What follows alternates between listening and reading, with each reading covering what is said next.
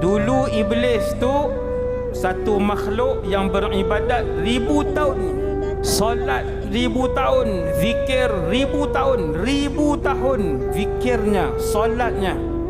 Hari ini 2025, iblis tu siapa? Hari ini 2025, makhluk yang paling dilaknat oleh Allah Azza wa Jalla, iblis hari ini. Kita tak tahu ending.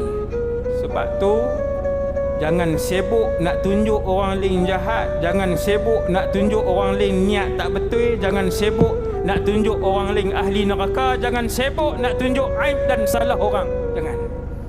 Kamu punya hidup dan roh kamu, arah tujuan hidup, ending kamu tak tahu macam mana. Jangan sibuk dengan dosa orang, sibuk dengan taubat kamu kepada Allah Jalla Jalaluh, sibuk dengan semayang Jumaat kamu, sibuk dengan puasa Ramadan yang kamu tinggal tiap-tiap tahun. Jangan kalut nak pamer aib orang, salah orang. Faham tuan? Ini hidup kita. Kita tak tahu ending kita.